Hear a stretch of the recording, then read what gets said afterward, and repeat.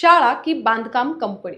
पुण्यातील एक नामांकित शाळा पालकांकडून तब्बल 45,000 रुपये कॉर्पस फंडच्या नावाखाली घेतली आणि या शाळेचं नाव Kalam high school and junior college आहे. आता या शाळेच्या म्हणण्यानुसार पालकांनी 45,000 रुपये 2026च्या आधी शाळेला भरायला पाहिजे आणि याचं कारण म्हणजे जे काही शाळेचं इन्फ्रास्ट्रक्चर आहे, म्हणजे त्यामध्ये नवीन चेअर्स असतील, डेस्क असतील, त्याबरोबरच ऑडिटोरियम डेव्हलपमेंट आहे आणि उरलेलं जितकं काही इन्फ्रास्ट्रक्चर स्कूलचं आहे त्याच्या डेव्हलपमेंटसाठी पालकांनी याचे पैसे द्यावे. म्हणजे जर तुमची मुलं आमच्या शाळेत शिकतायत तर त्यांच्या शिक्षणासाठी ज्या काही मूलभूत गरजा आहेत त्याचे सुद्धा पैसे तुम्ही आम्हाला दिले पाहिजे.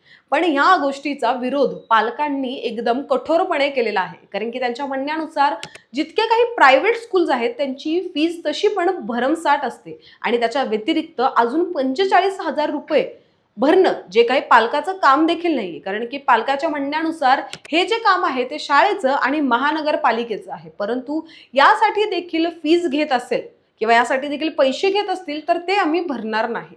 म्हणजे आता आपण बघायला गेलं तर शिक्षण म्हणजे हे आता बाजारच झालेला आहे आणि ह्या पैशाच्या बाजारामध्ये अजून काहीतरी वेगवेगळ्या गोष्टी, म्हणजे जे प्रायव्हेट स्कूल्स आणि कॉलेजेस आहेत हे अशा काही ना काही नवीन गोष्टी काढून पालकांसमोर ठेवतात. पण याबरोबरच जर आपण विचार केला तर एखादी मिडल क्लास फॅमिली इतके पैसे कुठून आणणार, हा सगळ्यात मोठा प्रश्न इथं आहे. पण आता असंच ही जी हा सगळा घोटाळा आहे किंवा हे जे सगळे पैसे काढण्याचे तरीके आहेत शाळेचे, यावर तुम्हाला काय वाटतं? मला कमेंटच्या माध्यमातून सांगायला विसरू नका आणि पाहत राहा न्यूज टॉक.